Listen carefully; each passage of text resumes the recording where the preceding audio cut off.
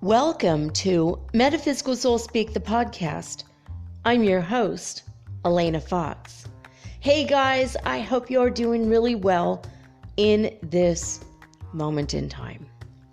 And that whenever and wherever you happen to be in this unified universe that's always pushing for unification or unity, I hope that you're able to unify and bring into unity the dark and the light parts of yourself, the shadow and the light. Now, to help you understand maybe what you might have yet to work on or what you need to check, gotta do a couple spot checks, I'm going to read to you some really cool Instagram memes or posts that I saw this week that spoke to me in some ways. Some of them spoke to me and others just were simple reminders, where I had to go down the line. This, yes, this, yes, this, yes. Oh, there's one I might need to work on. Ooh. So we're going to go over that now. The first one is just a meme, and it's by Convoluted Me 2323. And this says, discover yourself. Otherwise, you have to depend on other people's opinion who don't know themselves. Discover yourself. Or discover yourself. Otherwise, you have to depend on others people's opinion who don't know themselves. So I just finished watching for, I think, the third time, Crazy Ex-Girlfriend. I don't know if you've ever seen this show. It's on Netflix. It's incredible. Rachel Bloom is an incredible human being. She wanted to make a musical about borderline personality disorder, basically. And she's plays the main character who has this mental issue. And it's really, really interesting. And it's just a whole journey of psychological self-discovery. And without, being giving you a spoiler alert, it's kind of obvious that she's trying to figure herself out. I mean, she's just made partner at her law firm within the first minute of the show in New York City, and she just went flying off the handle. She's like, that's it. I'm moving. She goes outside. She can't catch her breath, and one thing leads to another. She moves to California and changes her life, makes less money, but makes a lot more friends, and down the line she learns to love and accept herself. And so this came up today in my feed, and I thought, God, this is exactly what that whole show was about. And I just finished the I have it on in the background and I listen to it. It's a hilarious show. It's a comedy. It's really funny, but it's also very profound, and that's what makes it absolutely brilliant as a show. It's not just a mindless comedy. It's something that really touches deep. It speaks to the soul and the heart and the mind, and is just absolutely incredible. It's about accepting every part of yourself and all the crazy parts of your friends and everybody around you, and forgiveness, and coming clean when you've done something wrong. There's so many themes in this show, and it's just really incredible. I mean, I don't relate to the main character necessarily. Every now and again something will come up. I'm like, yeah, okay, I can see that. I've had times in my life where I dated several men at once, and not knowing which one I liked more than the other, but not really. I don't relate to her journey so much. I kind of relate to the psychology student who's observing this whole thing going, and it's pretty funny though. There's a bit of us in each of the characters, and that's also what's pretty cool about the show. But so it's funny. I was watching that, and then I see this: discover yourself. Otherwise, you have to depend on other people's opinion who don't know themselves, and this is true. A lot of people don't know themselves, and as they don't know anything about themselves, they're going to say shit about you, and they don't even know you.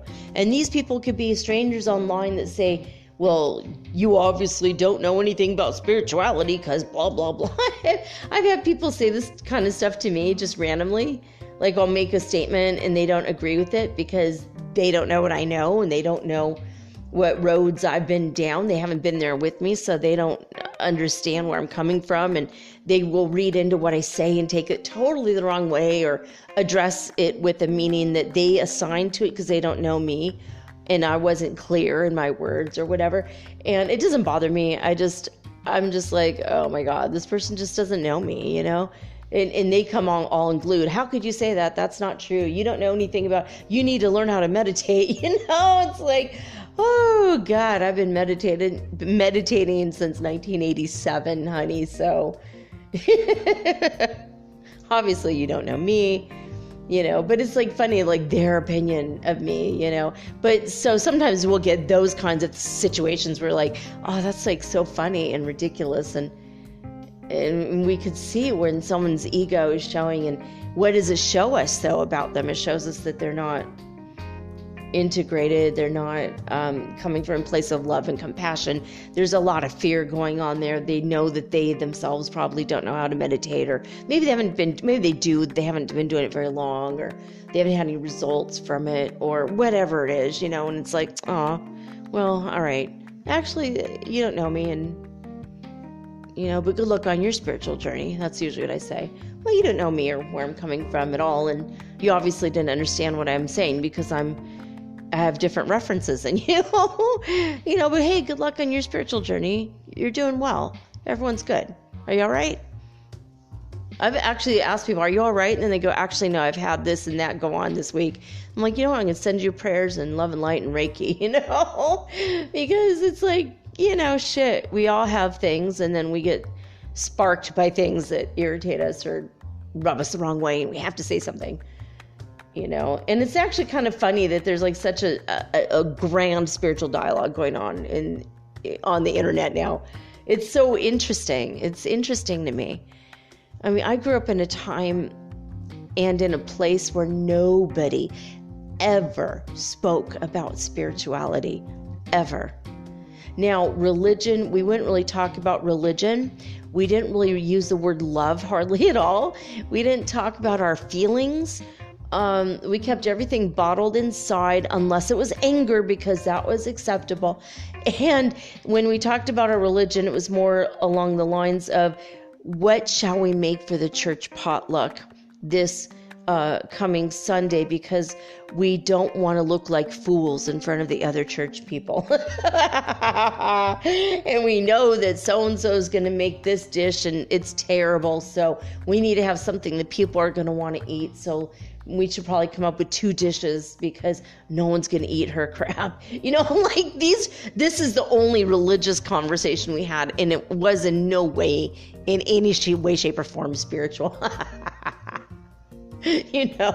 Or, I hope so-and-so, hope Letty makes her, rosettes, that's like a kind of cookie for Christmas. Oh, we hope she makes her rosettes, and so-and-so's making their mince meat pie, and we got to steer clear of that because that's gross, but, so-and-so's making pumpkin pie, so we got to get over there. to make sure we get in line. I think we should sit in, for the Christmas special, we need to sit in the back of the church because we want to get in line for the good food when it's all over. That's about the extent of the conversations that my family had at home about anything related to God. Which it's not even related to God. And after the sermon, no one would talk about what was said. Except there's one woman, Laurel, and she was always talking about, trying to spark up a spiritual conversation or even a religious conversation, or what did you think about that? And I loved her, and it ended up being, she was my Sunday school teacher, and she taught us when we're all teenagers, and she would, and I'm not Christian at all anymore. In fact, I'm Muslim. But this is how I grew up, was in a Lutheran church, Catholic, and then later Lutheran. And then as soon as I turned 18, I'm like, I don't like religion, so I'm out of y'all. Not coming back to any religion or church or anything. And I went to Pentecostal churches for a while because I want to see people speaking in tongues because it's supernaturally cool. It's so interesting to listen.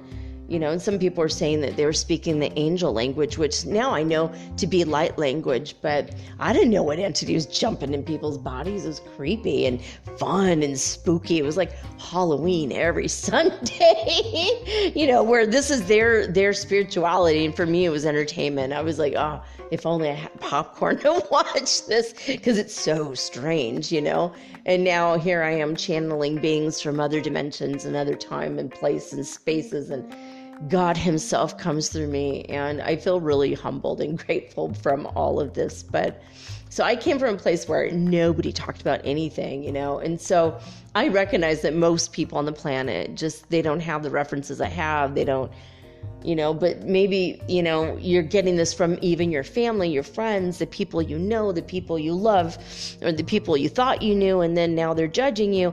But when you realize that they themselves have not integrated their shadow and their light, they have not forgiven all the people that really hurt them, all the times, if you're raped or molested or any of the hard shit, you've got to forgive the people that did that to you. Now, you don't have to like them. That's a whole nother thing. You have to forgive them and you have to love them, but it can be in an impersonal manner. You don't have to hug them ever, or see them ever, or speak to them ever, but on an impersonal level, you have to get to a place in your heart of hearts where you love them. If you could get to a place in your heart of hearts where you love serial killers or Hitler, then you're on the correct spiritual path. And that is such a shitty thing for me to say, I know, because these people are terrible people. They, as human beings, completely fucking failed. They failed as human beings. And I don't know what happened to their souls. It's not up to me to judge. Maybe they went to hell. Maybe they're still in hell. Maybe they've been reintegrated back into the head of God. I don't know. But as their little part and parcel of the grand human design experiment, they fucking failed. But I still love them.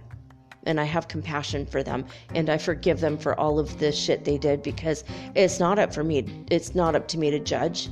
I see all the pain that some of these people caused, not only the people in that time period, but generations later. I see pain that it's caused people that I know that are Jewish, like freaking generations later. There's like a sadness there. There's a lot of work for us light workers to do in the generations and generations and generations of people that were harmed by events that were on a grand global scale. That's part of our shadow side. It's not just, a narcissistic boyfriend in your past or a girlfriend in your past. It's everything, or someone hurting you or touching you inappropriately when you're a kid. It's also the shit that happened generations ago. You got to face it. You got to confront it. You got to love that and know that if it's in your DNA, you've got to clear it out, and you've got to forgive the people that did it. And you have to learn to love them. And that's the fucking hardest part, because fuck them, first of all, right? It's like generally the general consensus about Hitler. Oh, fuck that guy. I don't know if you guys have seen the movie Look Who's Back, but I thought it was hysterically funny.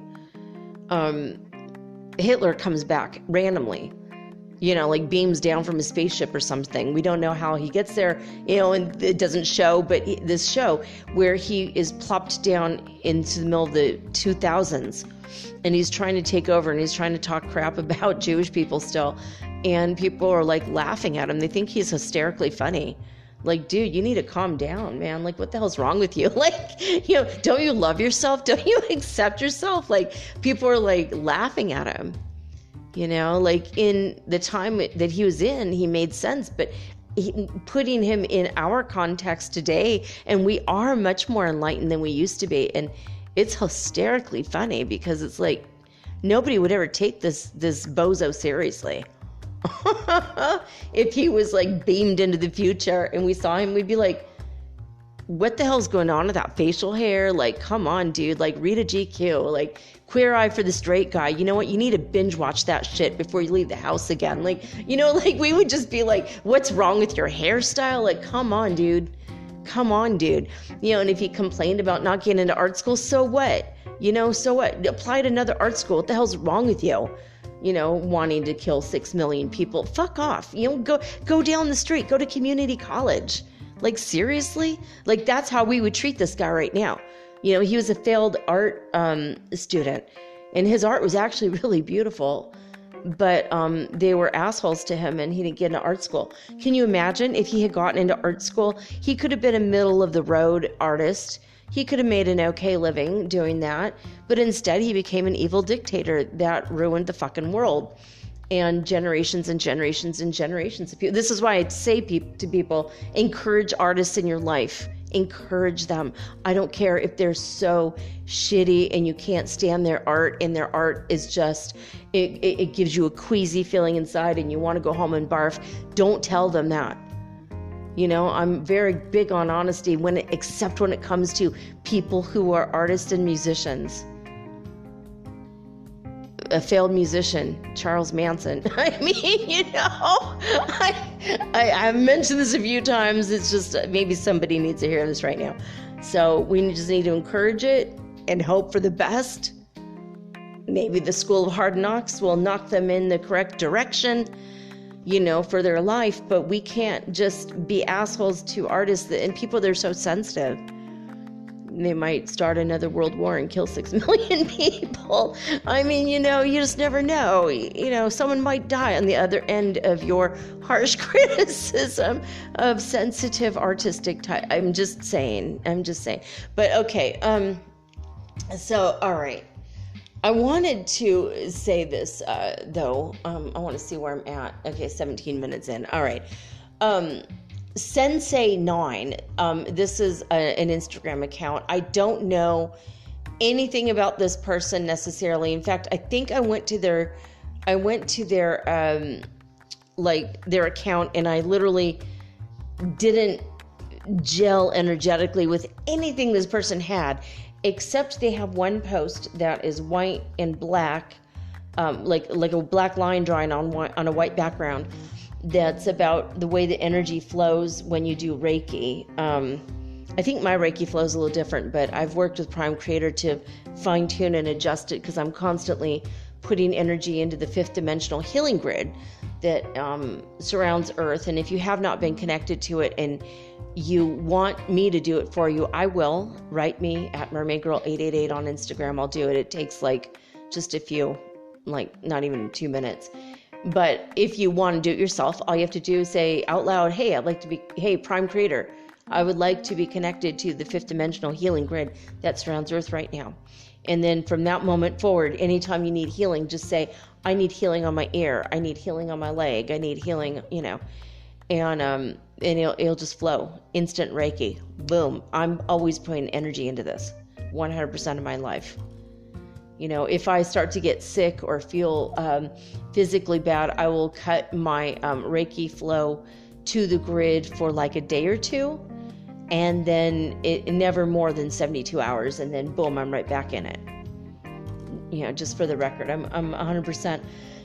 So anyone that prays for anything, it's like a much more immediate response. And I and 1,000 other light workers were, or about 1,000 of us were asked randomly by spirit to do it. And so we just did what we were told. And I've seen now 2 people online talk about how they were randomly asked to do this by spirit, and they did. And I found one woman on Instagram. I can't remember who she is at this moment, but I don't know, about a year ago, when I'm like, hey, that's really interesting, because I was one of those light workers. And she's like, oh my God, that's so cool. That's like so cool. It's because it's such a trippy thing. And then it's like you kind of tend to question yourself. But I found 2 other people that said they were part of that. I'm like, okay, that's good. I wonder I've never met anyone who broke up the Jesus Christ grid, which is, the religion holding people back and keeping them in emotional terror. In the harshest, most extreme forms of Christianity. That was a grid around the earth, holding people hostage that were in those religions and wanted to bust out, people that were gay, killing themselves rather than busting out of the religion because of that heavy energy. And Jesus himself came and said, this has been made in my name unconsciously by these people who have taken everything I said, twisted it around, and ruined so many lives, and you need to help me bust it up. And he and other ascended masters asked people around the earth to bust this shit up, and we did. We broke it up, and we overlaid it with a Christ consciousness grid. So anyone that wants to attain Christ consciousness, it's going to be faster than ever. When instead of over the course of lifetimes, you could do it this lifetime. In fact, probably in the next few years, if you really work on it, it's on its way to you. But how else do we work on it? We work on it by addressing our shadow side. So if you go to this, it's SCNSAY_9, the number 9. And it says, like the first thing is just shows a man with energy flowing out of his hands and across and out of his head. So it looks kind of strange until you realize what it is. It's very interesting. So it's not how my energy flows. My energy flows in a torus shape, or basically a donut shape, because my Kundalini rose, and it just kind of goes out my head and comes back around my feet, and I have all 12 chakras open. Thank you, God. And I just asked God. I just did muscle testing. Is that true? Yes, it is. Okay. I just want to make sure, because I don't want to lie to you guys. Yeah, it is. All 12 chakras of mine are open. Kundalini risen, 12 chakras open. So that's why I'm just here telling you guys what I know, and if I am ever wrong, I adjust, because hey, we all are entitled to be wrong sometimes. It is what it is. But this second panel on this guy's thing really, really struck me. So it just says transformation and the chakras. Balance is achieved 1 chakra at a time by working on and then there's a bunch of stuff cut off, so I don't know. So basically by working on 1 at a time. So every state of a negativity or ill health will correspond to a part of your energy centers, and it will be remedied if you shift your focus into the healthy version of that, or so like the opposite end of the stick, as it were. So basically, I just wanted to go over. So the root chakra, the unhealthy response, basically, so if you're having issues with the root chakra, you will feel fear, scared all the time. Now, anxiety is different. I'm muscle testing. God says, yes, I have anxiety. It's coming in. It's in my heart area and in my solar plexus area. And usually as an empath, I'm picking it up from other people around me. When I interact with other people, when they're feeling trepidation about who they are, they don't know their own identity yet, like what we were just saying. Most people don't. They're afraid to confront those inner demons, and so they draw to them the outer demons until the inner demons are gone. We just talked about demons yesterday. I mean, yesterday the issue is actual demons. Today we're going to talk about the inner demons. So basically, the first one is fear. Some people are just scared shitless. Like some people that I know and people that I knew on Facebook for years, when I moved at first we moved to Guatemala, and oh my God, people were just like, what the hell's wrong with you? Even my own brother, Mark, God bless him, he said, I'm going to make money and I'm going to rescue you and get you back here from Ecuador. And I'm like, oh my God, I'm living in a freaking paradise. I mean, not technically right now. I mean, I look at this apartment and I'm like, well, there's a lot of improvement needs to be made before I feel comfortable at all in my own skin in this house. But, I mean, the landlord's cool, his son is really awesome, super amazing person. And so I always have very interesting conversations with these people. So this place for me isn't about the, my apartment is not about the beauty, but it is about the relationships I'm forming, the friendships. So that in and of itself is beautiful. And I live right 2 blocks to the ocean. Every night I hear the beach. I hear the ocean crashing against the beach, and it's so relaxing, and it's just, I feel the heartbeat of Mother Earth.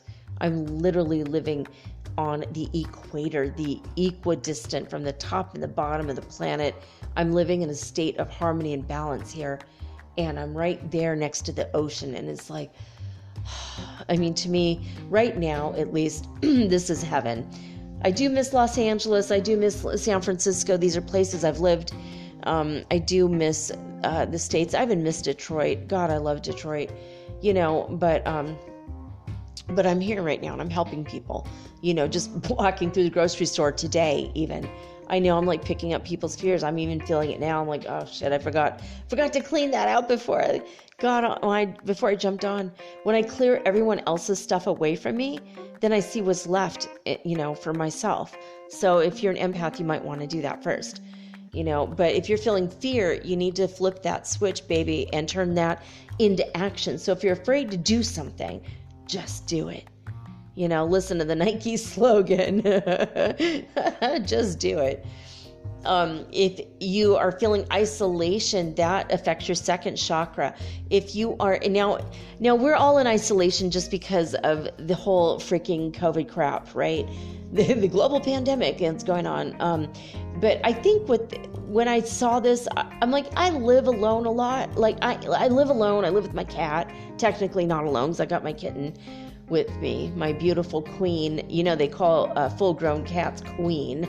So Queen Ravenspell is my beautiful companion, but human-wise, I'm alone. But I'm not really isolated because I know I could go out into the community, and I've already made acquaintances, which I know I could flip into friends, very easily. And I'm very loving to everyone I see, and people they respond very well to me when I go out in the greater community. So even though I'm alone most days and I don't leave my house for days on end, most of the time, I'm not afraid of people or of leaving the house, but I'm afraid of just soaking up people's shit. Like, as an empath, I'm like, oh, I just hesitate. It's a hesitation. And I'm extremely introverted. But when they say isolation, I believe they mean like you're in deep despair over being isolated. So it's different from, just being in quarantine, and it's different than just wanting and choosing to be alone because you genuinely enjoy yourself when you're alone. That's a totally different thing than being isolated because you're in deep despair, depression, and want to kill yourself. Like, if you're in that situation, please get help. Please make a phone call. You don't even have to make a phone call. You can actually write an email or get an app now. You could get therapy for $30 a session on an app. So, and there's even some that maybe you can see someone for free for the first hour at least and kind of get a little handle on the mental health thing. But if you're feeling the isolation, it affects your second chakra, the healthy response is integration. So you have to integrate yourself, into society, go meet friends, but you don't have to make 20 or 30 friends. That's absolutely daunting if you're an introvert. Just go and try to make one friend, maybe 2 friends, maybe 3, and it could be, starting with your family, hanging out with people that you actually like, that like you. And meetup.com, I cannot stress enough about how great meetup.com is. They even have online groups. So like if you're in your house because of the quarantine, there's meetup groups that just see each other online. It's like the Brady Bunch. It's got a bunch of panels. You see everyone's head, pop up, and everyone says hi to everyone. And you don't need to be isolated if you don't want to be. So integrate yourself more into society, even if it's just talking to the little old lady on the corner who has her own little, liquor store. Just go in there and chat her up for like 20, 30 minutes a week. Buy some gum or something. Buy a bottle of water, and just integrate yourself slowly if you need to. The third one is self-worth. A lot of people have self-worth issues. They don't feel they're worth anything. That's a third chakra problem that comes up. It's an unhealthy way of viewing the world. So to transform and flip the switch on self-worth issues, you start by just simply not judging yourself. Stop trying to be the whole of God. Stop trying to be and saying you're prime creator. If you listened to last night's show, that one shocked me because I had told God, I think I wanted to talk about something to do with the ascension. Now I can't remember what I asked him. And he said, okay. And he addressed it towards the end, but in the whole beginning was just like, okay, that's, and I think that some people will glom onto the I am God idea, and then they call themselves prime creator because they don't like the word God, which is not self-integrating healthily. It's not. And self-worth can flip you flip the switch on negative self-worth, and you're going to go into non-judgment of yourself. And that's how you just start to love and accept yourself. That's all that is. Only God can judge me. Tupac said that. It's in the Bible. I mean, whoever you want to listen to on that one, only God can judge me. Only God can judge you. If you're judging yourself, you're doing God's job, and that's a sin. You got to do your own job. You're going against God. You're making yourself God and put yourself with your bad self-image in place of God. God sees you complete and whole and integrated and healthy. And when you're seeing yourself from an unhealthy point of view, and then you're judging yourself, you're totally going against the grain there. You're pushing the river. Stop doing that. Come from a place of non-judgment. Now, the fourth chakra, this is your heart chakra. This is, the unhealthy part is hopelessness. If you feel like there's no hope and everything's lost. I went through a period of months last year where I felt like my life is over. As soon as my son leaves, I'm probably going to kill myself. Like, it was really bad, and it was bad. I mean, bad for a while. I felt that despair and hopelessness. And slowly but surely I came out of it. I have God on my side. Thank you, God. And I was 100% just talking to him every day. And I'm like, I got to tell you something. This is how I'm feeling. This is what I'm feeling. And I need to not feel this. And God talked me through it every day. This is why meditation's important. This is why opening your third eye is important, but opening all of your chakras, not just the one in your forehead. You've got to open up all of them. It's not technically in your forehead, but that's just the area where it is, The pineal gland is related to it, but your third eye chakra is not your pineal gland. And your pineal gland is not fully calcified. If it was, you'd be dead, by the way. Some of you needed to hear that. When it fully calcifies, that's when death occurs. Keep that pliable, you will live forever. So you might want to decalcify it, to the greatest extent of your ability, but it's not fully calcified, not yet. Stop using toothpaste with fluoride. Don't use any products with fluoride, and do your best to decalcify it, which is a whole nother conversation for a whole nother day. But So anyway, your sense of hopelessness and despair in your heart is the unhealthy version of that. And you can flip the switch, and the healthy version of that is unconditionally loving yourself, no matter what. Are you a jerk to people sometimes? Yes. Is that okay? Yes. Everybody has off days, off years, off decades. Sometimes people have an off life, But if you accept yourself fully and you love yourself unconditionally, no matter what. Did you not go to the gym this week? Sure, okay. Does that mean you don't deserve love? Well, no. Unconditionally love yourself. It doesn't matter if you didn't eat right, you didn't hit the gym, you didn't wear makeup, or you said the wrong thing, or you didn't file a report on time at work. Like, who gives a fuck? Because at the end of the day, what you truly deserve is unconditional love, the way God loves you. And if you cannot see yourself the way God sees you, that means you're not loving yourself unconditionally, period. You deserve that, because that's where you come from. You are pure love. You should 100% love yourself no matter what, and accept yourself. So the next one will go the throat chakra. So negative speech, negative self-talk, negative talk about your life, negative talk about things. Oh, I'll never work out. We're not people that get rich. Our family, it's never been in our family line. Like, I've heard people say shit like that. Oh, we're just hardworking folk. It's like, speak for yourself, son, man. I'm gonna work smart, not hard. I'm gonna flip the script on this one. Also, because I don't,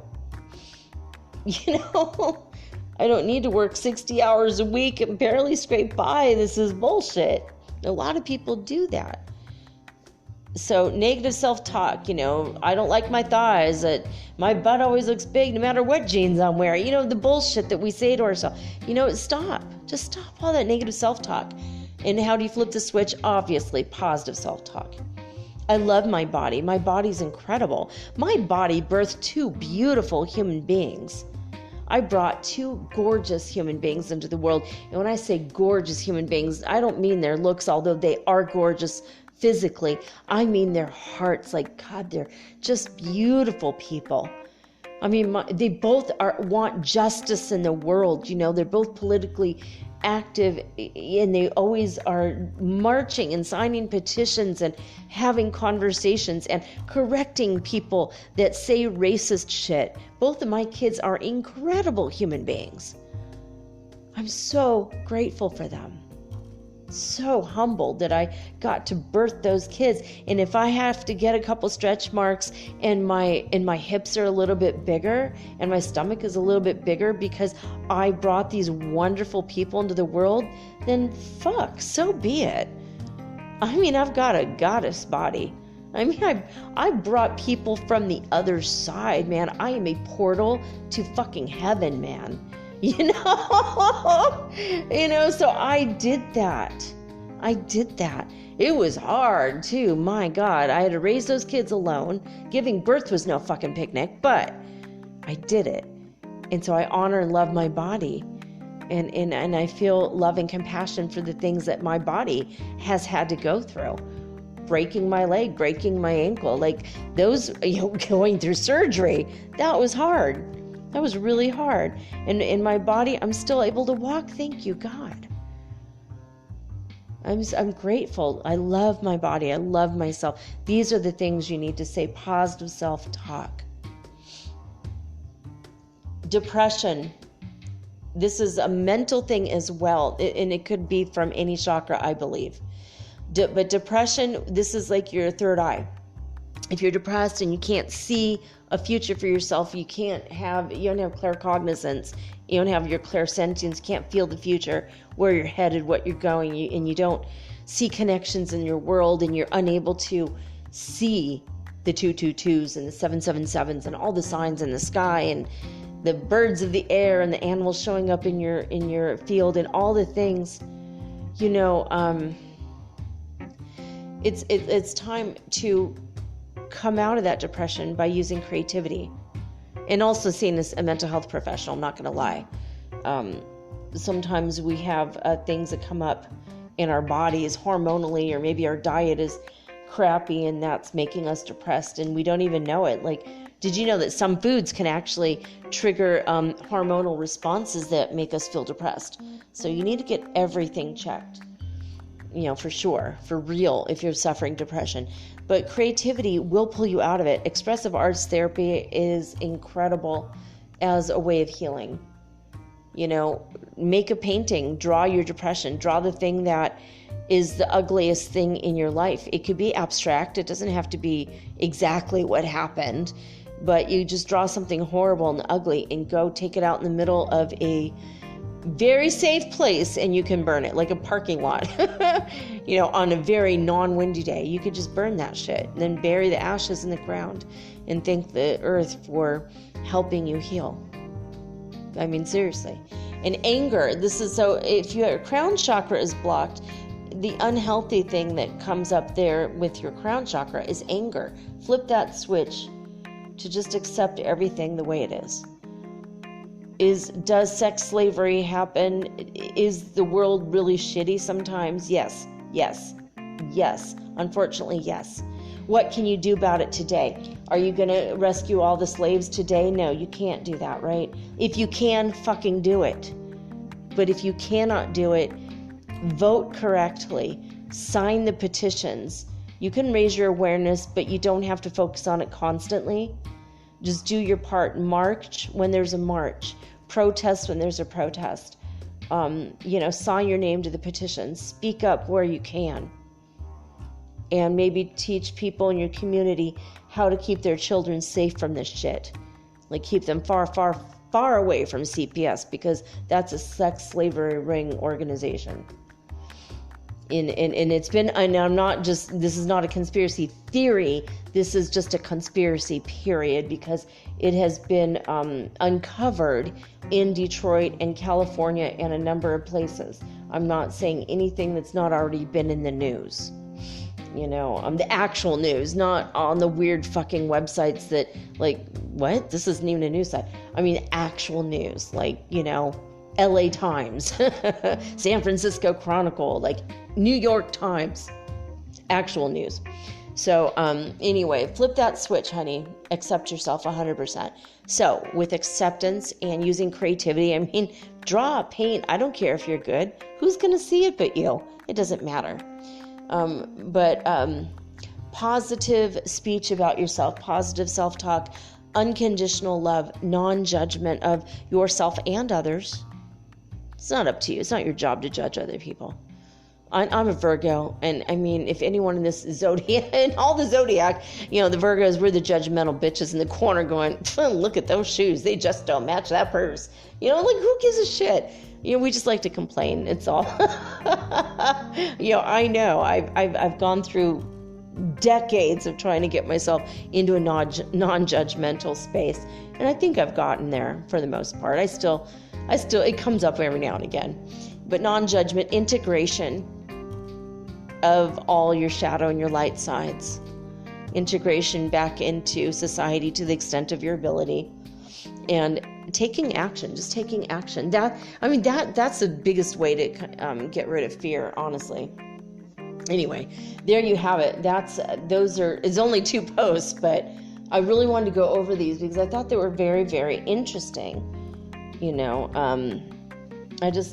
wanted to bring it up because in my first season, I actually did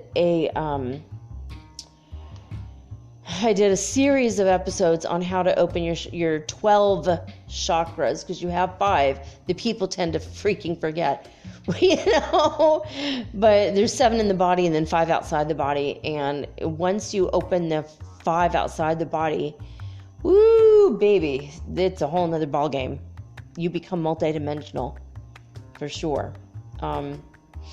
You start to become multidimensional. You are multidimensional, but your awareness of your multidimensionality really takes off when you open all 12 chakras. So work on it. Just, one little thing at a time, one little action at a time. Take one action every day and then build that up to 5 actions every day. If you do 5 positive actions every day in the direction of your dreams, you will achieve your dreams in under 3 years. It's guaranteed. I'm pretty sure. Anyway, let's get into it, guys. Spaceweather.com. We got some crazy stuff coming around this weekend. So right now, the current solar wind speed is 314.8 kilometers per second. Not a whole lot, compared to past weeks. And we have new sunspots, AR2851 and AR2852. They're very small. They're little babies, brand new baby sunspots, and they do pose absolutely no threat for strong solar flares right now. We are on sunspot number 36. And but this is what I wanted to tell you guys. This flipped my wig today, and I'm not even wearing a wig. So, co-rotating interaction region. That's a mouthful, right? Like, what the hell does that mean? Now I can't even say it. A co-rotating interaction region, or a CIR, might hit Earth's magnetic field during the late hours of August 6th. So by the time you hear this, a few hours later, so basically tomorrow, Friday, the late hours in the evening of Friday, CIR is going to hit. What is a CIR? A co-rotating interaction region, or a CIR, is a transition zone between solar wind streams. This is fast versus slow. They contain density gradients and compressed magnetic fields. So they contain density gradients and compressed magnetic fields. Think of it like a zip drive, magnetic field zip drive, okay? Lots of magnetism coming our way. And density gradients, okay? And it can do a good job to spark high latitude aurora borealis. That's all space weather is concerned about. But what I'm concerned about, so this is very much a very deep and powerful female energy, because magnetism, magnet energy is female, and electricity is very masculine. What does this tell me? Okay, compressed magnetic fields. You're going to get a lot of mother energy this weekend, starting tomorrow.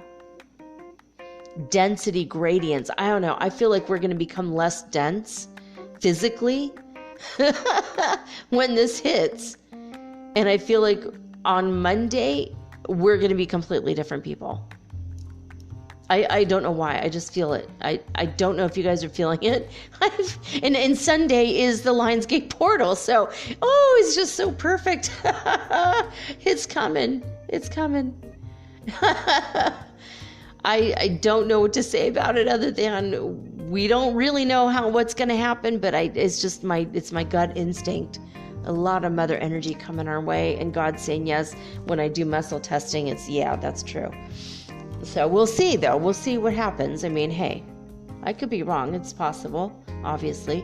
So, all right, Oulu neutron counts. This is coming from Oulu, Finland.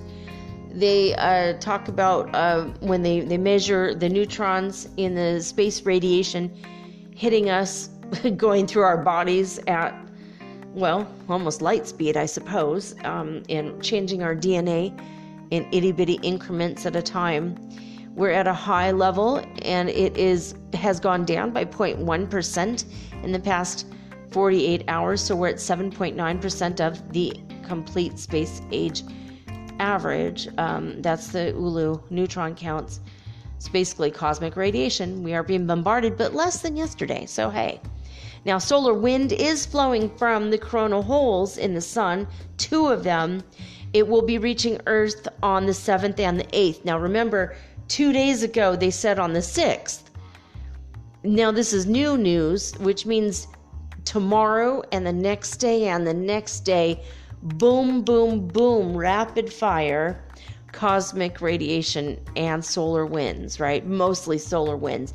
And now, the intensely dense magnetic solar winds, the CIR, the heavy and the heavy density and the fast and slow moving at the same time.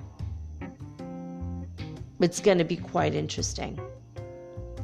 According to NASA's all-sky cameras and the all-sky fireball network, they scan the skies above the United States for meteoritic fireballs, and what they discovered today was that there was 39 fireballs. 17 were sporadic, 16 were Perseids, 5 were Southern Delta Aquarids, and 1 was an Alpha Capricornid. So we are still in noctilucent cloud season. If you want to go out right when the sun sets and the sky is glowing blue and it's eerie and cool looking, those are the noctilucent clouds. It's pretty cool. It's electric blue patches of clouds. And especially if you're in Canada and Northern Europe, you're going to definitely see them. And you might get to see them in parts of the States if you're in the northern part of the States. Now, this is very strange. Heart Math Institute right now, they are, all the data is unavailable to read the Schumann Resonance. And the only Schumann Resonance news coming out of Italy from disclosurenews.it is that it spiked briefly to power 15, which 15 hertz frequency, and then there was a complete blackout. No information whatsoever. It's just boom, gone, done.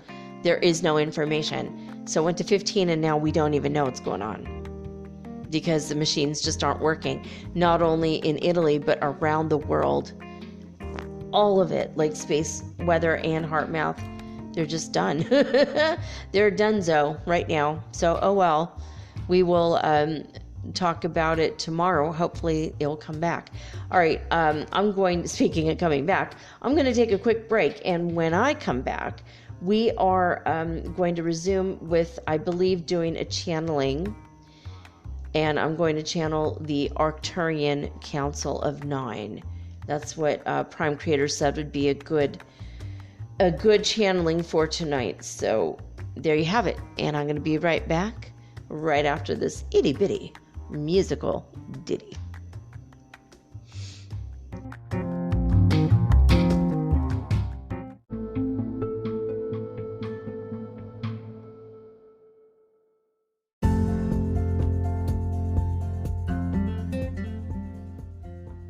Alright guys, so I am an indirect channeler. That means I do not allow entities to take over my body. There are many different channelers in the world and different kinds, and main two kinds of channelers are the direct and the indirect. I'm indirect, but a direct channeler will allow the entities to take over their bodies. I don't do that because sometimes entities could be not of the light and they could be tricksters, and you don't want to take any chances, or at least I don't. As a Virgo and as someone who was almost possessed by a demon when I was 18, well, I was temporarily for a few minutes actually possessed, and then I kicked it out of my body, but it was really creepy, and I did not like the idea of ever going through that again, even if it's a positive, radiant being of light. I just have a hard time, with that. I just do. It's just a thing. So excuse my cough. I found out that in the past week, the fog quotient, there's more fog in the air day and night here at the coast of Ecuador. I'm in the Montanita Beach area, which is the greatest surfing beach in South America, actually, but which I don't surf, but it's super fun to watch people surf out there. But basically, everyone in the whole town started coughing this past week. No one's sick. It's not an illness. It's just affecting our sinuses and our throats, and it tends to give you kind of a cough. It's kind of weird. And it's every year at this time, the whole town is like this. And I didn't know what was happening. I was thinking it was just ascension symptoms, but my landlord said, no, it's a cough that everyone has, and it'll go away in a week or two. It's just, this is a time in which it's a little bit more I don't know what's going on. It's just something about the airflow over the ocean and creating extra fog, and it just kind of catches people off guard. So I wanted to apologize in advance for that if I happen to cough while I'm, it's been this whole week I've been doing this coughing thing, and I wanted to explain it. I kept forgetting to mention it to y'all. But anyway, so I use all my clair senses. So sometimes I will get an image or an idea that I have to explain, to get the point across of the words that I also get. Sometimes when I'm channeling, I'll be given kind of like a suitcase of information. It arrives in a packet of light, and I have to unravel it and interpret it. So I might get all the information for the whole hour,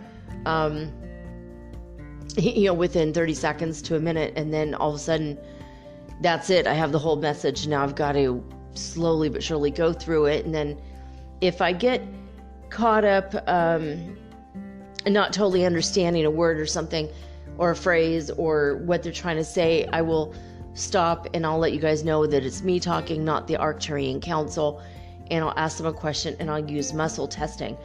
Every channeler has a different level of ability. I do this to the best of my ability, and I'm always hoping that I'm a very clear channeler. I think I am. Obviously, every channeler thinks they're really clear.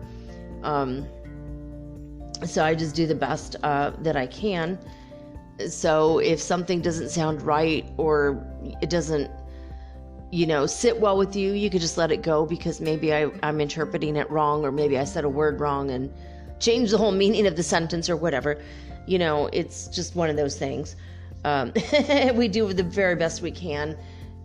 Sometimes we also have filters that, are preconceived notions in our mind, and we will, especially indirect channelers, because, we're trying to, get across their message, but at the same time, maybe something in us won't allow us to say the words correctly, or interpret it, or see it the way that it's being given, because, we have preconceived notions about a concept or something. But I try to say whatever they're saying to the best of my ability, and I try to just ignore my own personal ideas about the topic. And that's how I get a lot of channeled information that has completely different information than what I might say from myself in the introduction. It's happened a couple times. It's kind of funny when that happens. Usually it's Prime Creator giving a bit of a mental spanking, like, no, Elena, you're wrong on this concept. And then I'm like, okay, yeah, I don't have an ego about it. I'm happy to be corrected by God himself, because I always want to know the truth over anything else for me. That's one of my core values, is just, I want to know the truth, and I want to live from love and acceptance and forgiveness. So, if I mess up, hope you guys forgive me. Anyway, all right, I'm going to pause this for a second, take my inhaler just in case, and some vitamin C. I had an allergy thing. That's another thing that happens this time of year. Everyone gets allergies around 1 a.m, and also like earlier in the evening, and it's only for like a half hour to an hour. Something's blooming outside, and then when it's done, everyone's fine again. But I was without power there for a while earlier, so kind of making up for lost time now. That's why I didn't get this already out to you guys, because power went out, and I had to light a candle, and I don't know, I was like spooked. My cat was asleep, and then the power went out, and she woke up immediately. She knew something was wrong, and she came running in here and meowed a lot to make sure I was okay. I'm like, I'm all right, and I lit the candle, and she was like, okay, fine. She loves it when the candle's on. That kind of calms her down, being my black cat familiar and all. So Queen Ravenspell, she's back in bed, sleeping on my side of the bed, the way she does when I'm not in there. All right, so I'm going to pause this for a second, and I'm already connected to the Arcturian Council of 9. They're from the 9th dimension. Muscle testing says yes. Just want to make sure I get that right. And I don't know what their message is going to be. I'm just going to let them talk, because they usually have something on their minds and something prepared. All right, well, I stopped for a moment to take 1,000 milligrams of vitamin C because that knocks out histamines in the system. So it's a natural antihistamine, which stops allergies. And then I realized I bought a disinfectant spray, and I haven't used one of these things for like 12 years, except like Lysol, which I used to spray on actual like shoes or whatever.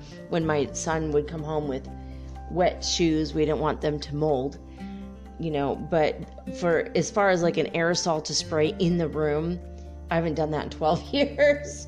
Anyway, I've been smelling this mold smell and hanging in the air, this mildewy thing. So I felt like maybe I better spray that and, help my allergies. So I did that, took my inhalers. I did everything I could to prevent this throat thing from happening. And then the cat had to use the litter box. So I had to wait another 10 minutes because it was quite loud, and she for whatever reason, she always caterwauls and meows in the background when she's doing that. Like, don't look at me, I'm over here. Don't look at me, I'm in the bathroom. I'm in the bathroom, don't look. It's so hilarious. It's like, why are you letting me know when you don't want me to see you? Like, it's just so strange. Anyway, so I think everything's calmed down now. And this whole time I'm connected to the Arcturians. The ninth dimensional beings. They don't have a physical body, and they're trying to understand, our culture, and they're trying to imagine what it's like to have a body, and they don't know what it's like to have all of the emotions that we have, but they do understand love, of course, and they're very loving beings. So, I gotta see where my cat's going, because I think she's getting ready to climb into my arms. I might have to hold the baby for a while. I tell you what. Do you want me to hold you? Hey, what's up? Do you want to say hi to everybody? You want to say hi to the people? Say hi. Okay, that was her little hi to everybody. Say hi. Hi to everybody. Yeah? Okay, she's rubbing her head on the tablet, letting you guys know that she loves you. Or you want to be part of the show tonight? Come here. You want to come up here? She looks like she needs mommy to hold her. I might have to pause this again, and then we will get into the channeling. Cats, they're literally, adult female cats are called queens. And there is a reason for that. And the look she's giving on her face is... Okay, the queen has spoken with her eyes. I need to pause this. And by the way, the number 33 came up today when I looked at the clock at 12:33, 1:33, 3:33, and I just said the word at 10 minutes and 33 seconds into this. I said the word queen, and so there you go. And then when I said the word, it was 10:44. So 44 and 33 are the big angel numbers for today, for those of you who are keeping track of that sort of thing. All right, so electricity's back on, and the cat is calmed down, and there's no hongos in the air. The Spanish word for mold. I've never used, like, literally 10 minutes later, the whole air smells like this aerosol I sprayed. I don't know if it's good for my health, but I do know that it kills all bacteria and viruses and mold in the air. So maybe I'll be breathing better tomorrow. I don't know. It does smell a lot better in here. I mean, living by the beach, you're always getting your mildews and your molds, and I had forgotten that before I moved here. Anyway, and away we go. Okay, am I connected to the Arcturian Council of 9? And you are the Arcturian Council of 9? Okay, there's 9 of you. Okay, good. And they also say 9 as in the 9th dimension. And they're saying, yes, that's correct. Okay. you may begin a transmission now. Greetings, we are the Arcturian Council of Light or the Arcturian Council of Nine, whatever you prefer. Whichever one you like is the one that we wish for you to call us. We are easy like that. We have been viewing your world from afar, from several dimensions away. And we like what we see lately. We understand that there are struggles on your planet.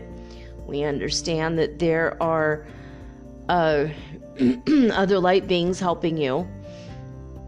And we understand that many of you have made your own personal transformations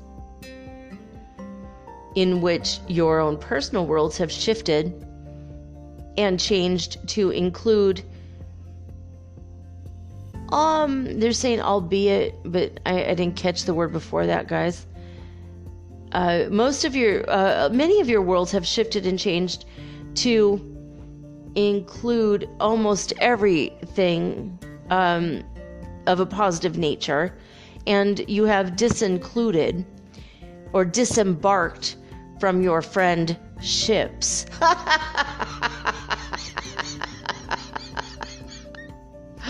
Oh, that's clever, guys. That's quite clever. That I like that. We noticed that you have been that your friendships have fallen away that no longer serve you.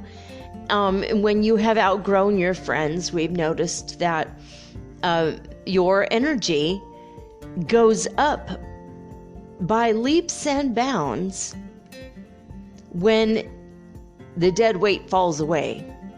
We don't want to call your friends dead weight, but the people who are refusing to grasp the light or the concepts that you are spiritually embracing, we have noticed that many of you have that break to make. And as soon as you break that friendship up, or you move away or phase them out, which is a phrase we heard earlier, the guys are referring to me. A friend of mine was having a problem with his friend. They were spiritual and talking about spiritual things, and then his friend decided to join a gang, and they're teenagers and they're in Los Angeles. And so he's like, what the hell do I do? This guy's like being really hellish shady, and his friends in the gang have tried to hurt me. I don't know what the hell to do, and I'm like, just phase him out, dude. I think don't block him or delete him, don't provoke him, but, phase him out, just, you're always busy when he calls, kind of, just gradually phase him out. And that's the safest way I've found, for certain individuals. Otherwise they get triggered if they think you're leaving. Narcissists are that way. You need to phase them out as opposed to cut them off completely, even though it's recommended you cut them off completely. But sometimes if they're dangerous people, phasing out is a little bit easier, because then as you gradually step away from their life, other people will accidentally step into their trap. I mean, their life. And, it is what it is. It's a horrible cycle, but, so that's what they're referring to. I was connected with them, getting ready to channel, and then he wrote me and he needed my help. So I counseled him for like 30 minutes, and then that's when they learned the phrase, phase them out. So, all right, go ahead. We counsel Arcturians. We rather liked that word, phase out, that phrase, because we are familiar with it in regards to phasing out in Star Trek, and also they use their phasers, and we thought that was quite hilarious. But from our perspective, we were thinking you can phase him out with a phaser. Okay, that's not exactly what I meant.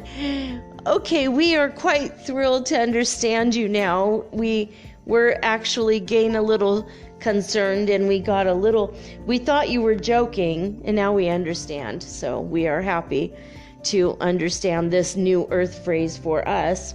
We are quite a bit different in the way that our society is structured, because we are light beings and we don't spend any time making money or grocery shopping or eating. We are light beings and we don't need all of those things. We don't need things, we don't need houses, and we definitely don't have cars. And so a lot of things in your world shift and change all the time because of all the dense physicality. We've noticed that you have dense physical activities to do as well, including your sports and your video games and your music. Sometimes you play music on instruments that you hold, and sometimes we notice that you have an electronic device and the instruments are played for you on these devices, and we quite enjoy watching the different various ways in which you can hear music. And so we notice that sometimes the music has new words and new slang, you call it, and new phrases that were never in your language before. So every year we notice that there are new words, there's new phrases, and we find that very fascinating as well from our perspective, because we don't make up new words. And we wonder if it has to do with the dense physicality in your world. We wonder if it has to do with your constant being on the go. You're constantly searching for new things to do to distract your minds from the things that you're always doing that you don't like to be doing. It doesn't make any sense from our perspective, but we know that your reasons are valid to go to jobs you hate, or seeing people that you don't love, or driving to places or cities that you're not fond of. We understand that there are reasons for all of the things that you do. It's just that from our perspective, we don't understand it completely. We understand, though, when we do see your friendships falling away because their energy is no longer a vibrational match for your energy. And we notice that there is a split in the energy field between you and your friends that you're getting ready to break away from. We notice it before you notice it. You might not be consciously aware, but there is a split that is almost like a crack from the top of your auras as they touch each other and blend together, because that's what friendships are. There's an old, we believe it's Cole Porter song that says, friendships are the perfect blend ships. And that was such a cute way of putting it, and it seemed kind of cheeky. There's another word we've learned recently. And we think that he was not aware of this word to the extent that he said it. It just for him was a cute word, and it made people kind of chuckle to themselves. That's another word we heard in recent years. We love the word chuckle. It has a good ring to it. It has a nice energy, and it almost sounds like the thing that the people are doing. Chuckling sounds like they're actually laughing just to say the word, and it sounds like laughter to us. Anyway, we're thinking about this Cole Porter song that we heard. Friendships are the perfect blend ships, and when you are friends with somebody, you blend with them. You try to like the things they like, and they try to like the things you like. But what you might not be aware of is you are energetically blending with them. Your aura blends with them. And you almost create an energy between your auras we can laughingly call an auric baby, a little aura baby. And because you have your normal aura, they have their normal aura. But if you hang out with somebody a very long time, you have the aura that blends. You're part of your aura and they're part of their aura that combine. Just as you have the TV commercial that says yellow and blue make green, it's kind of the same way with your auras. If one of you has a blue aura and one of you has a yellow aura, and then you come together, you end up having a green aura baby. It's the aura that you are when you are together. And it's quite cute for us to witness from our perspective, because we can see it completely clearly, because we can see all of the colors and the plasma and the in your auras and all of your energy fields. We see all of that. From our perspective, it's quite interesting and it's quite beautiful. It's the dance that people make as they go into each other's energy fields. And we notice when two friends meet and they embrace, we could see a third color emerge. And it is quite interesting.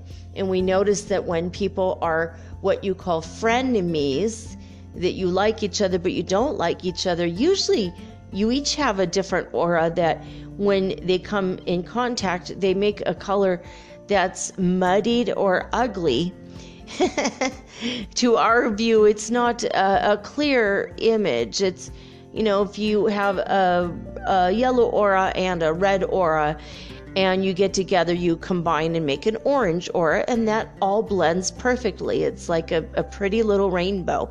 But if one of you has green and one of you has red, and you hug, in the middle there might be a muddied brownish color that the aura is not very pretty. It doesn't seem to mix very well completely.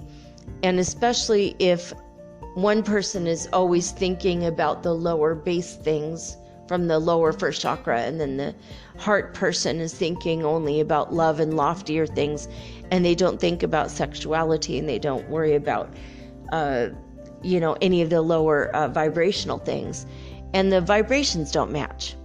And it's funny that people that are very close have very matching colors in their aura. They might be blue and green, or blue and purple, or purple and gold, and all the colors in the chakra system that are very near each other will attract, that also kind of colors your aura, and what you're interested in colors your aura.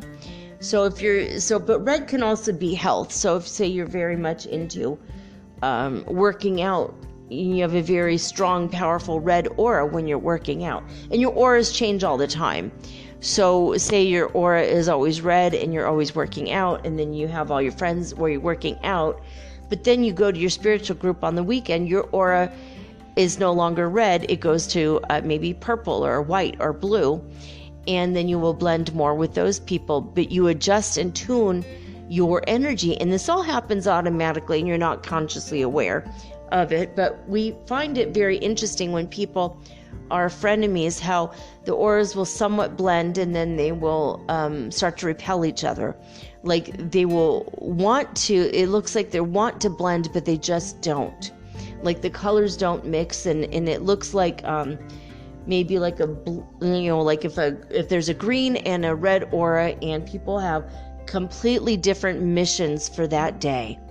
We will see a blobby grayish or maybe a brownish aura, or we'll see a green aura with red spots, or a red aura with green spots, but there's sparks coming off of those spots. It's very strange, because it's almost like the two hearts of the people want to meet in the middle, and they want to have the commonality, but the mind will not allow it. And so it's always like, oh, no, she's my frenemy. Oh, no, he's not my friend for real.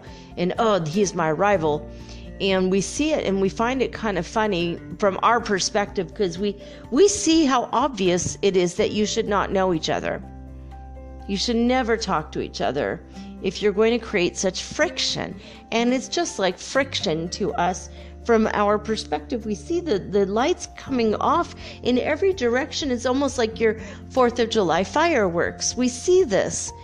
And when little kids hold sparklers on the 4th of July in the United States, we see this in the auras when people really don't want to know each other. And they can't help but keep running into each other, and their lives keep colliding. And it's almost like they're colliding, and then now the sparklers are happening in between the auras. And we find it quite funny, because we think if you knew what was happening with your auras, because you say, I have a gut instinct that person doesn't like me. I have a feeling and I have an inkling. And we're laughing about these words, because when we see what happens, it's so obvious. Imagine when you watch a TV show and you want to tell the person on the screen, don't go in that room. The killer is in that room. That person is going to get you. They're right there. They're right there behind the door with the knife. And then the person walks in the room and you scream, no.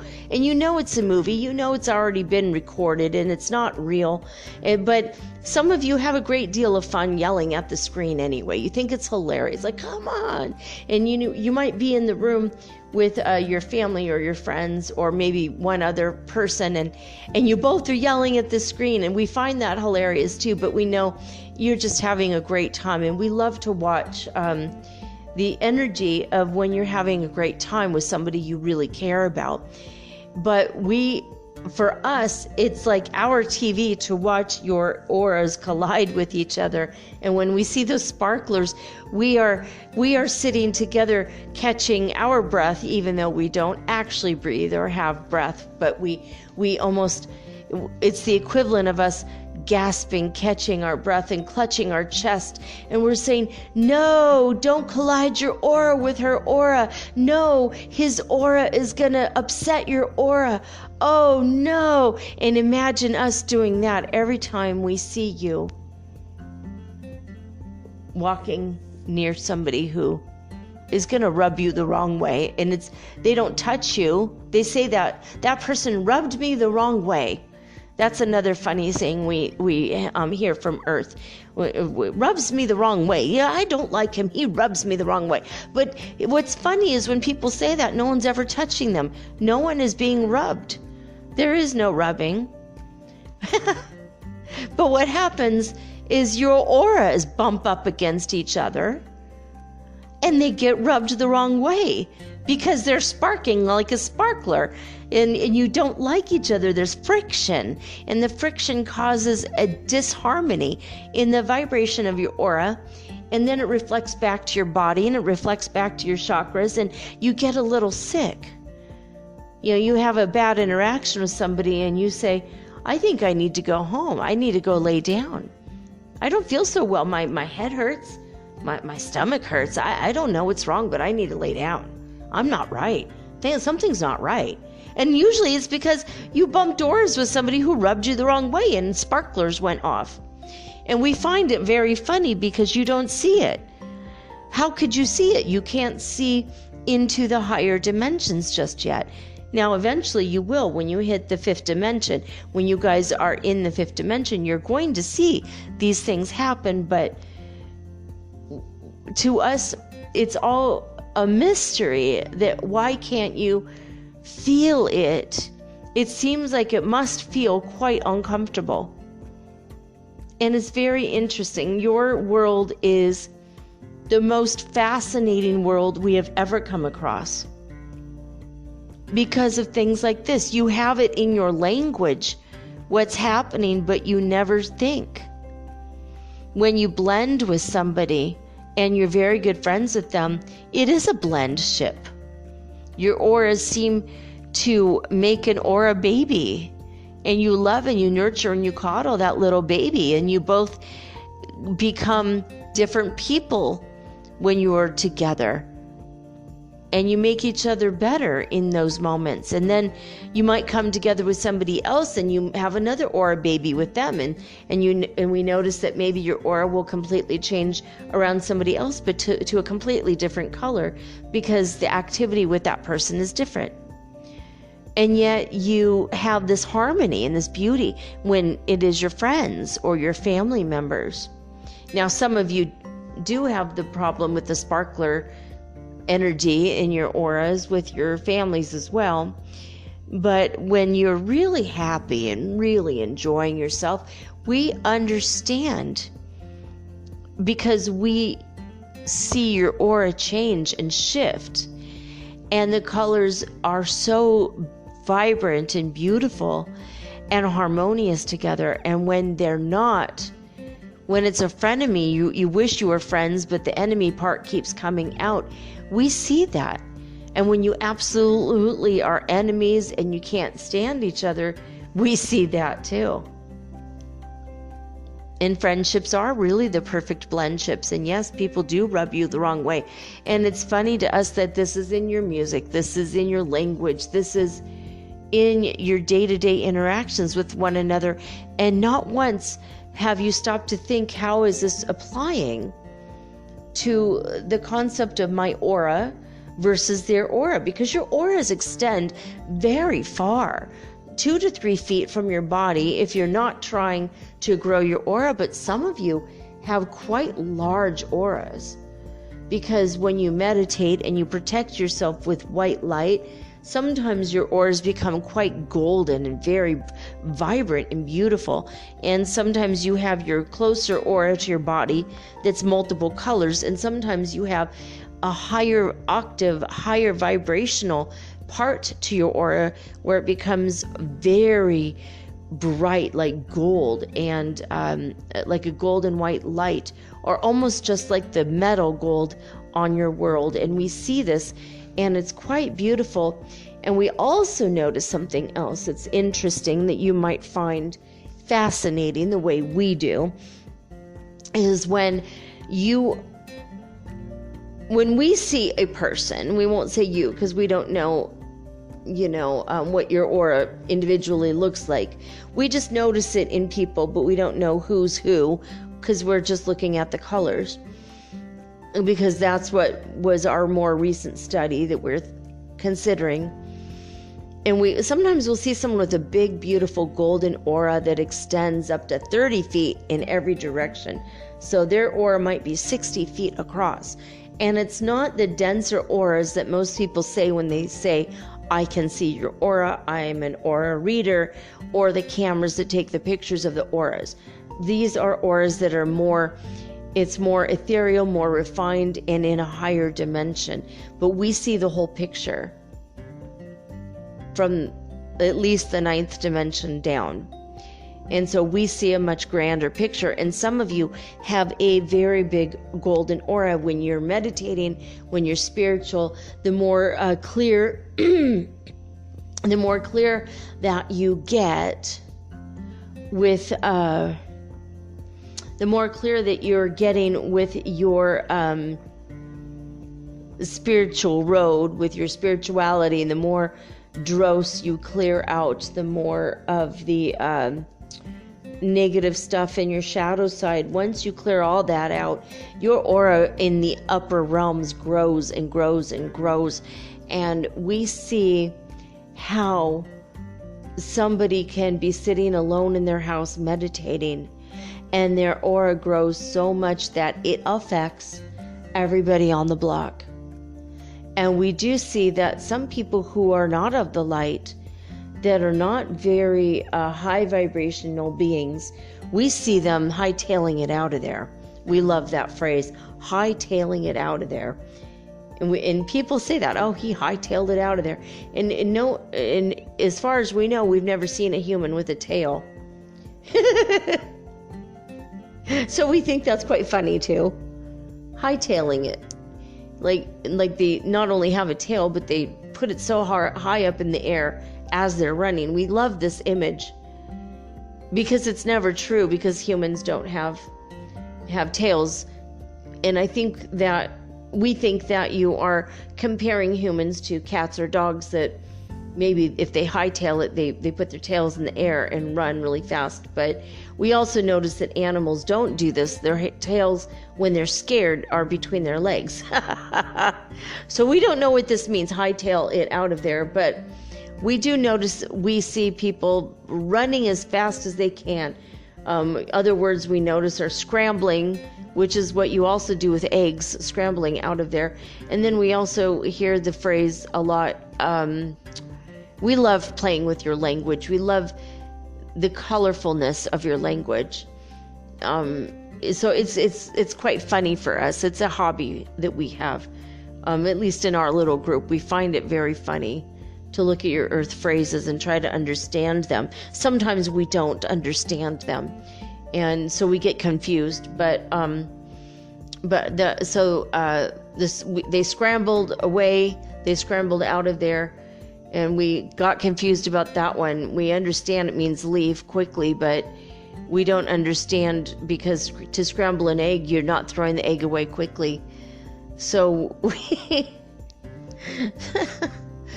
we have a hard time sometimes understanding the language, but running away quickly, we do see this happening. When somebody has a big golden aura, and somebody will say, for an example, somebody comes up in a car and they have a very negative, very low vibration, we'll see them walking into a house, maybe say next door to the person who's meditating. And maybe the person's not meditating, they're watching TV. And so their vibration is slightly lowered. And then when they go into their bedroom to meditate, we see that golden light come up and expand outward. And we see it encroaching upon this low vibrational person who came up in his car. And usually people start to feel uncomfortable and they start to fidget. We see people moving really uncomfortably, like they shift their legs or they dart their eyes around, they move their head back and forth. We see all of this behavior first in the physical body, because it's in relationship to the vibration of the high vibrational being in another house. And we see it. We see how, so if you have a very high vibration and a very big aura, and it is a golden white light, we see that you will chase away anybody that has a lower vibration or has a negative intention. And we notice that only the boldest people can enter your world to try to take something that isn't theirs, or to harm you, or to send you negative energy. And we notice that those people are very bold and have a mission. They seem to have a mission. But when it's someone who doesn't know anything about you, they just know that suddenly they're very uncomfortable and they don't think they're ever going to come back there again, because we notice that people don't. We'll watch this happen, and then we will look at that area of Earth again and again and again. And we can focus our vision in a way that we can project our consciousness, and with our, what you would call your mind's eye, because we don't have physical eyes, we see what can happen.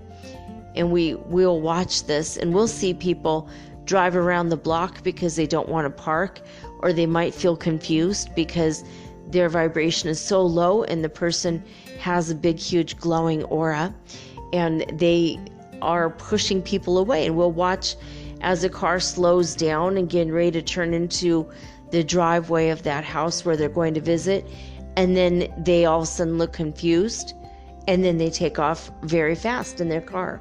We notice this happening, and we find it very fascinating. The more your world grows and opens up spiritually and has the awakenings, the more your auras are going to grow into this beautiful higher octave of golden white energy.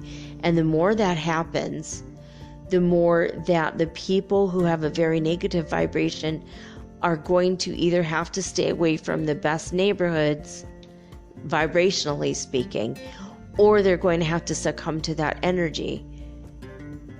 They will fall it will be crushed under the weight of it, is what Jesus said in the book a few weeks ago. According to Elena's memory banks that we can see, and we also we tune into the show, we hear the show, because we want to know what pathways she is taking for her show, and we want to course correct if we have to. We feel like we're the bigger, older brothers and older sisters. Sometimes we want to make sure you understand what's happening exactly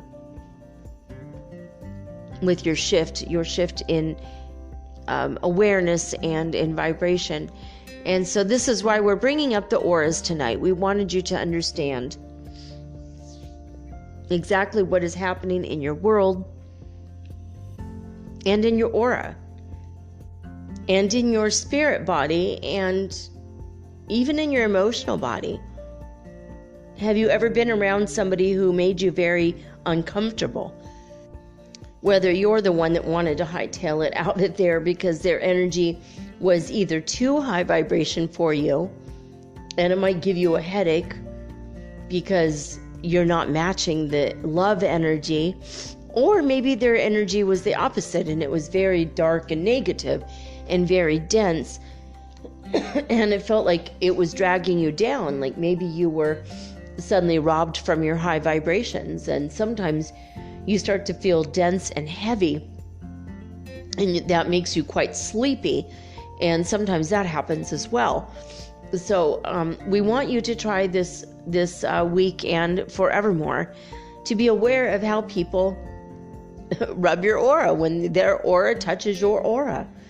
And we know this might sound creepy to some of you because you don't want to be touching everybody, but in a way, in a very real way, you are. You're touching people because you're all connected through the fact that we are all God. You're touching people through plasma and streams of plasma, and there are other factors, they're trying to say things, they're trying to say, they said other factors. Factors sounds good, but they want to say there's like other elements, there's other molecules, there's other things that we don't even know about yet, is what they're trying to say. So go ahead. Okay, so for now we'll just say there are other factors that you're not aware of yet, and they're in the upper realms. And these are things that all connect you. So there's nothing that you can do that won't touch another person. Now, usually people are not aware of what's happening. When someone is being spoken of, usually people don't know it, or sometimes they do. And you have a lot of superstitions in your world about that too. Oh, your ears are ringing. Someone must be talking about you. Oh, your right ear is ringing. They must be saying something nice about you. Oh, your left ear is ringing. Oh, they must be gossiping and telling a lie about you. We hear these. We've heard, there's a lot of ones. You know, your hands are itchy, you're going to get money. You know, your right hand is itchy, you're going to, have a bill that's unexpected. And everything in the world is connected, but we see the connections and you don't. But eventually you're going to, when you hit the fifth dimension and you go up to the fifth dimension in vibration and you're in that energy, you're going to see everything, not only fairies and angels like many of you have been reporting, and jinn and all of the other kingdoms of Fae and all of that. You're going to see the energies, you're going to see the higher vibrations of people, and you're going to see not only people's auras, but you're going to see the higher octave auras as well. And they look much different. The auras that are very close to your bodies, 2 or 3 feet out, are malleable and change shape all the time, and they look like clouds, and they can go from one color extreme to another. If someone is very serene and suddenly turns angry, that will go from a nice turquoise or green to immediately red. Or if they feel sexual, same thing, it turns red. Sexual or health or anger always looks red to us. Anger sometimes is orangey red. It's a different kind of red. And we see like sexual love red is more of a purple blend, especially if it is a love relationship that is very spiritual in nature. We'll see purple mixed in with that red. So it's a combination of the first and the seventh chakra energy. And we love to see that because we know that maybe you have found your one true person. When you are kissing that person, we will see. And we don't, by the way, we don't look into your bedrooms, so when we see people kissing, we give you your privacy, just so you know. We don't like to intrude in that way. So even though this whole conversation feels like maybe we're intruding in your world, when we're talking about this, we see people in restaurants, we see people walking on the street and bumping into each other. We see the auras colliding first on various levels, and then we see the people sometimes hug each other. And that's another thing, when people hug, we see if they really are fond of each other and they give each other a quick hug, we notice it's a bright pink, and it's very beautiful. And we wish to see more of that in your world soon, because it's quite lovely, and it does raise the vibration of the planet. The more you hug and the more you love each other and the more you blend your auras together with like-minded people.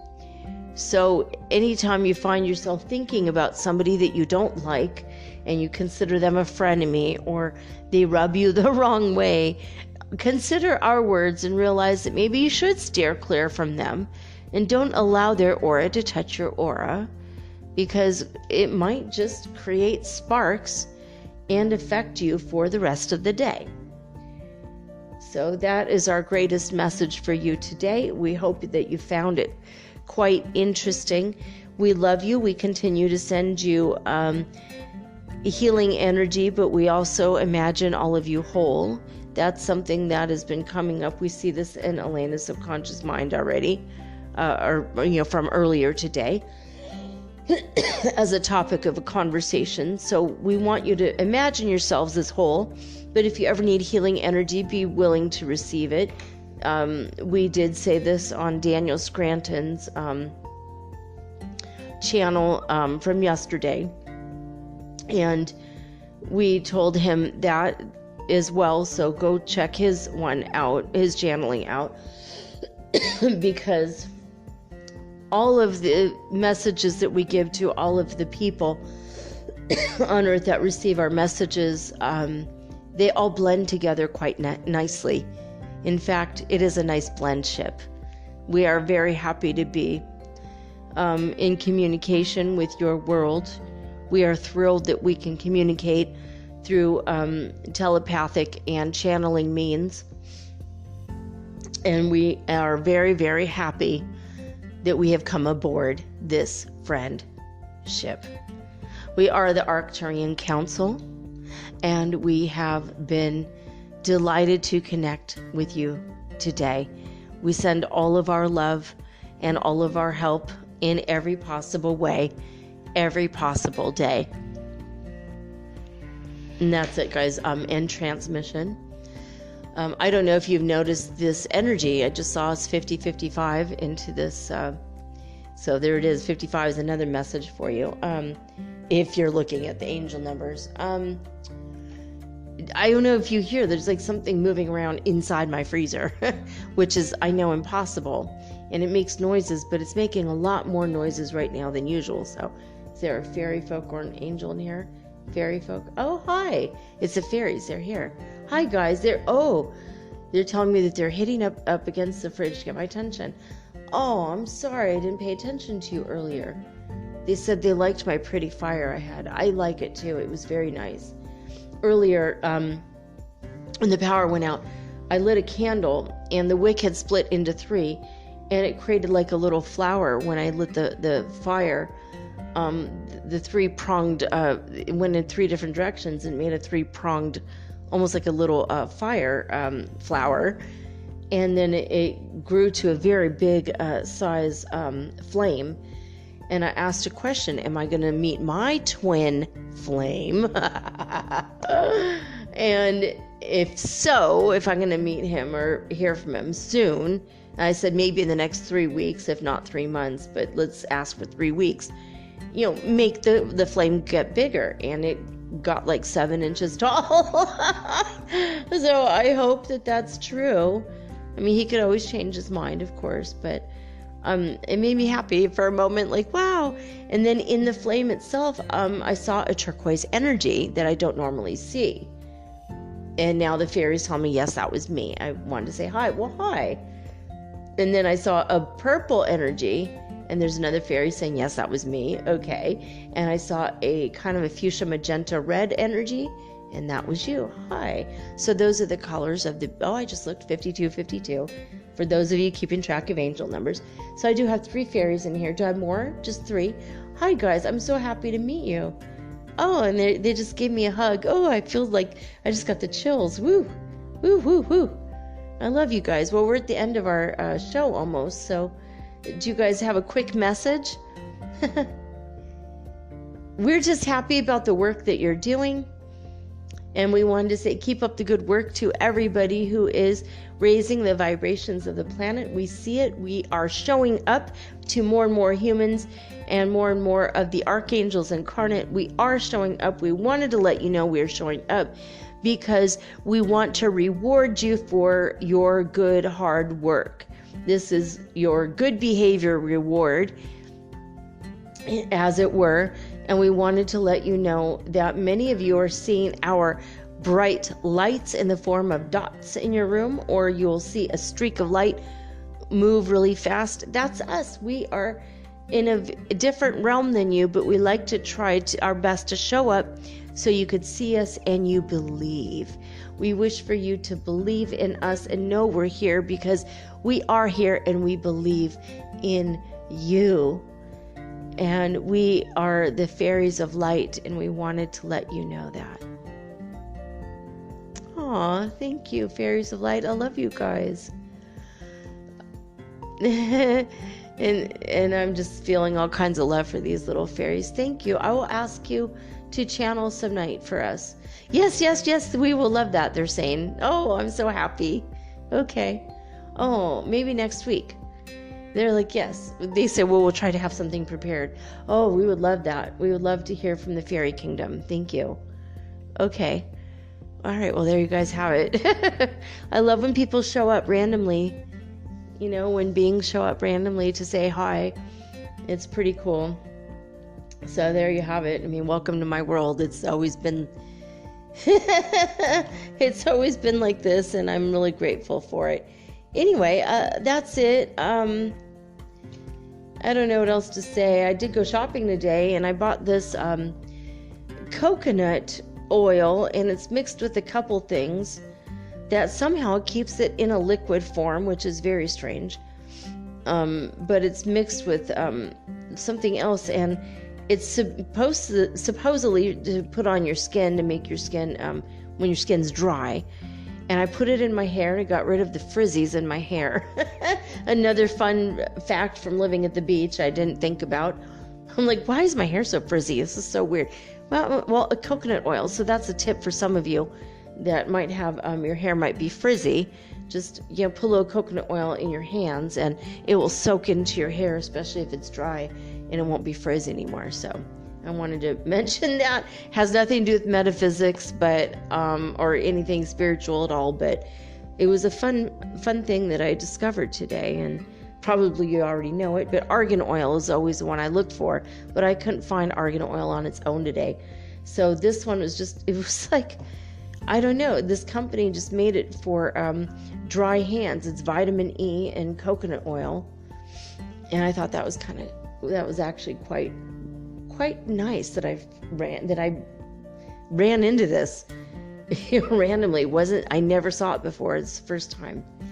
Anyway, I asked God, show me something that's going to help my hair, and I was in the hair aisle for maybe 20 minutes reading all the labels. They were all in Spanish, and very tiny, tiny, tiny fine print. So with my glasses on, my cheaters, my reading glasses, trying to read all the labels, and I was frustrated. I'm like, I don't want anything. And then I was waiting in line, walked up to the cash register, and there it was, this coconut oil. And I love when you ask God for something and boom, it just manifests, shows up immediately, exactly what you need, exactly when you need it. And that's what is called being in the flow. So I wish for all of you to be in the flow. And thank you for listening to the show tonight. I hope you enjoyed it. Tell your friends, tell your family as they start to awaken, let them know about the show.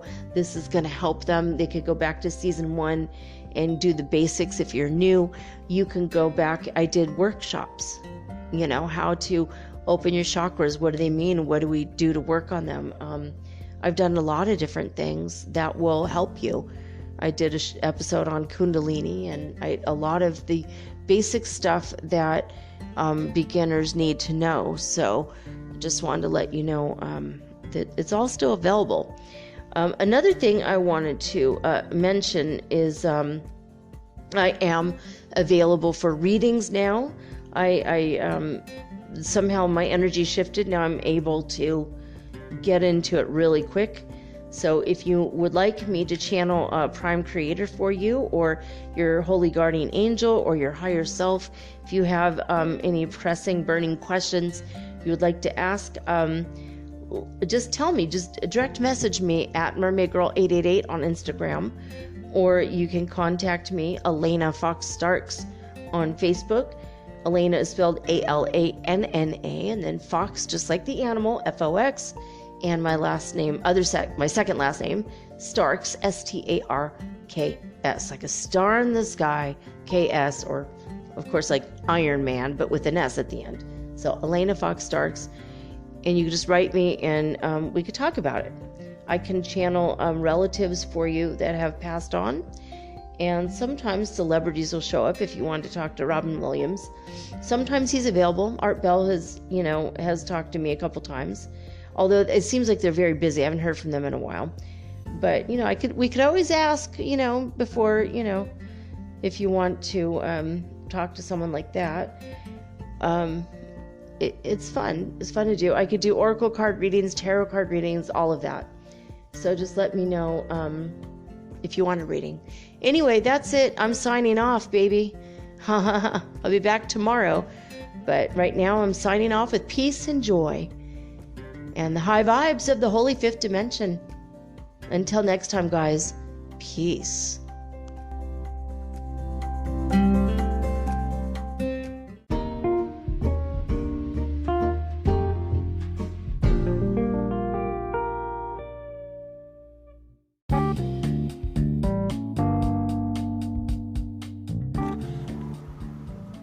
Metaphysical Soul Speak is run on sponsors and listener support.